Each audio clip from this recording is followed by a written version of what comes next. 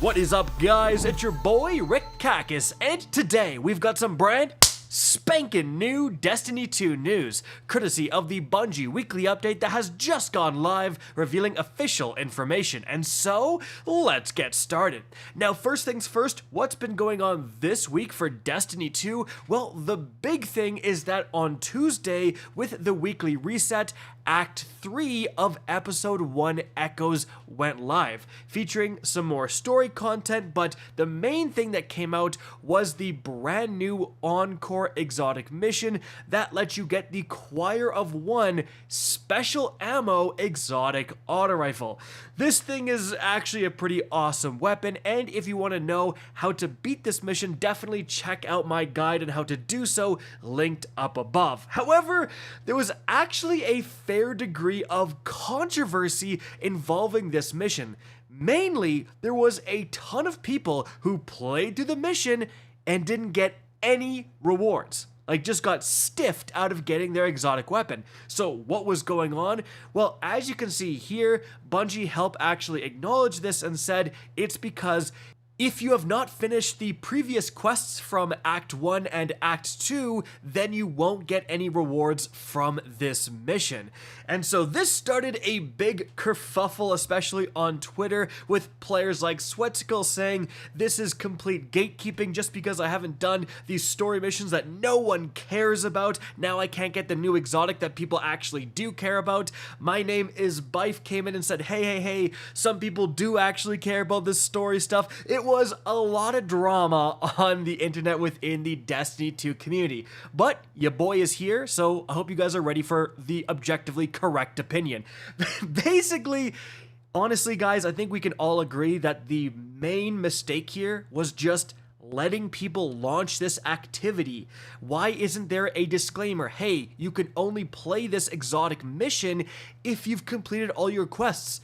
That would make people way less upset. Letting them do the entire mission just to give them nothing was a huge problem, and that made absolutely no sense. Bungie should have been much more forthcoming with the requirements for this exotic mission. And again, don't even let people launch it unless they can actually get the reward it's supposed to give. Now, on the flip side, like the actual argument of you should have to do all the story content before doing this mission, especially if it ties into the story content. I can see the argument, but I can also see the argument for the fact that, again, Bungie didn't really say this is a story-driven mission. They just said, hey, new exotic mission available today. They didn't mention anything about the requirements.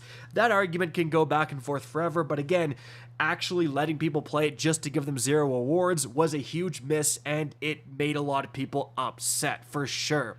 But moving on from there, sticking with Bungie, but moving on to the Marathon side of things, a massive article broke recently about Marathon, and specifically the previous Marathon game director, Chris Barrett. He was let go a while ago, but no one knew why. Well, thanks to a new article by journalist Jason Schreier, apparently it was because of misconduct, with at least 8 female employees alleging that Chris Barrett behaved inappropriately, asking them to do weird stuff. So yeah, that is not good, and there is a ton of kind of rumors and controversy within the community talking about Marathon, that the development is not going well, and this is just another nail in the eventual coffin.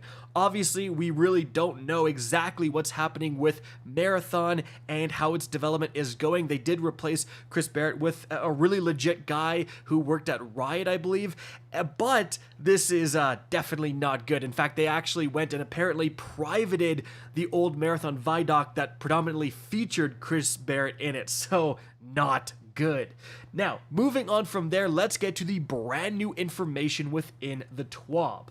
So the first thing Bungie talks about is, of course, the launch of Act 3 and the release of the Choir of One. Remember, guys, you're also able to get the first exotic catalyst, giving it subsistence this week. If you want to know how to do so, you have to activate a bunch of puzzles in the mission. I've done a guide linked right up above. But moving on from there, we have a big update to swords.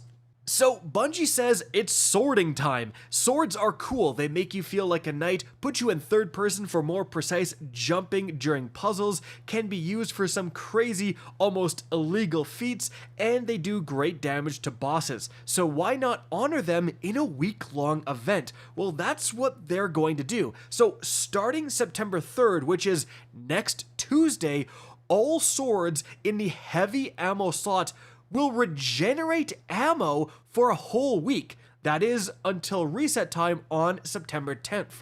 We want you to have some extra fun while wielding a blade, but not so much fun that it trivializes raids or competitive game modes. So your swords will have effectively infinite heavy ammo in seasonal content, strikes, nightfalls, gambit, and the Relic game mode in the Crucible, and Legend and Master Law sectors. 4 seasonal challenges during this time will be focused on getting kills with swords in some of those activities, so it's the perfect combo if you need some extra XP to reach level 200 on your Seasons Pass. Kind of crazy thing, like, that is pretty sweet, and, you know, especially Nightfalls. Hey, if you can go in with an infinite ammo sword to help you beat a Grandmaster Nightfall, or especially farm some Legend and Master Lost sectors, that is pretty legit. You know, especially since there's a couple of exotic swords that are way better than normal. Heck, you can use, what is it, the Black Talon that has ranged attacks, so you don't even need to go up and put yourself in danger. Pretty awesome. And speaking of this kind of week of swords, show us some sweet sword swinging, and while you're doing some crazy stuff with swords, why don't you record yourself doing so and share it with us? We want the whole community to embrace this special sword week. When we say crazy, we mean things like defeating flying bosses with caster frame swords, going full stealth in a certain moth-infested cyst with Harsh Shadow, completing a Grandmaster Nightfall only with Lament, hunting Guardians down in Gambit, and an Eager Edge sword. Just, you know, think outside the box for that one. So they say to participate, just use the hashtag SwordLogic on your social platform of choice. We'll pick our favorites once the event is over and announce the winners in the September 12 TWID. And the prizes double, the photo ionization and the movie of the week emblems shown right here. So very interesting thing, and you know, that's again, like, what are you guys gonna do with infinite sword ammo? Like, that is pretty crazy. I don't think we've really had anything like this within Destiny 2, and maybe this is a sign of more things to come, just random weeks of like these fun, crazy events letting you complete things that otherwise maybe you weren't able to complete. Moving on from there, guys, we have the Bungie bounty for good. It's back, and you can see the emblem available right here, and the first emblem is today, August 29, starting at 10 a.m. You can see some more information right there in the description. Moving on from there, they have a 1 year later update on the Maui Wildfires charity that Bungie ran. You can see a bunch of information right here as to what they were able to achieve, so that is fantastic. Now, moving on from there, they have a brand new Bungie rewards offer based on the Choir of One. You can see it here, so if you are a collector, you can head over to the Bungie rewards page and grab that. Moving on from there, we have private matches rewards. So you can actually earn Crucible rewards in private matches right now, guys. This also started some big drama on Twitter with people saying, well, this is the nail in the coffin for Crucible. Other people saying this is fantastic, I just want to play casually. But just know that you can grab some friends and go and complete private matches and earn those Crucible drops.